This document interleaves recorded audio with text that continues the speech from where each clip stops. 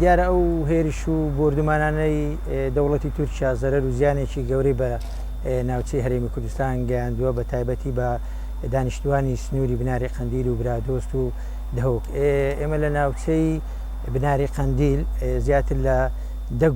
15 گوند چۆڵ کرا بە تایبەتی ئێستا لە وەرزی کشت و کاڵ داین و کە خەڵک لە خۆی خەریکی باغ و باغات و ڕەز و داچاندنی کشت و کاڵە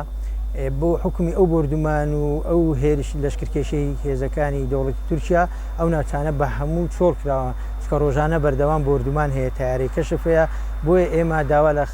دەوڵەتی ناوەندی عراق با بڵێن لە حکوومەتی ناوەند دەکەین و لە حکوومەتی هەرێمی کوردستان کە هەوڵی جدی بدا هەوڵی خۆی بخاتە گەر بۆ ئەوەی بتوانین ئەو لەشکرکێشیە و ئەو بردومانانەی تورکیا ڕابگری بۆی چیتر خەڵکی سڤیل و هاوڵاتی ئەو ناوچانە زەرمەند نەبن کە جگەلەوەی کە ئەو خەڵکە زەرمەندی ئەوەیە کە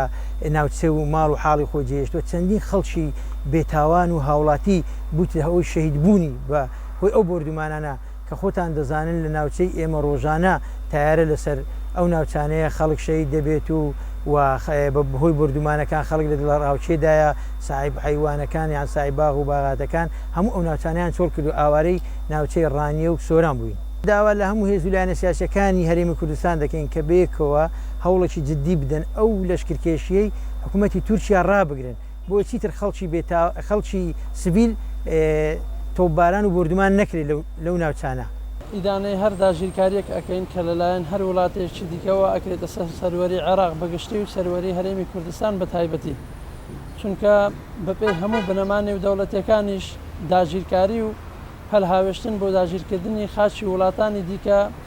وا ئەکاتن کە زەرەر و زیانی زۆری هەبیتن بە تایبەتی لە ڕووی سیاسیەوە ئەگەر تەماشا بکەین لەوانەیە ببێتە هۆکاری ئەوەی کە پەیوەندی نێوان ئەو دوو وڵاتە بسێتە بارێکی دیکەوە ئەمە شوا ئاکات کە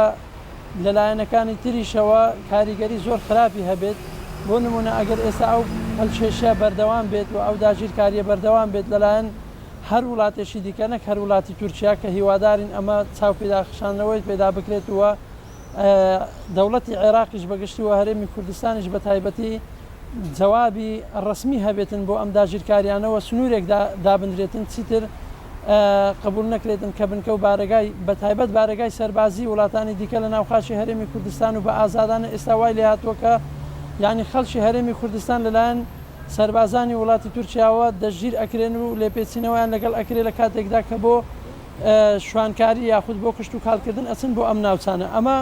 وا ئاکاتن کە لە ڕووی ئابوووریەوە زەرەر و زیانێکی زۆر بدرێتن لە خەڵکی هەرێمی کوردستان کە ناتوانن بە ئازادی لە ڕووی کشت و کاڵەوە پەرە بە زەویە کشت و کاڵیەکانیان بدەن و هەروەها لە ڕووی شوانکاریەوە بچن بۆ ئەو ناوچانە و مەڕ و ماڵاتەکانیان بلەوەڕێنن. بۆیە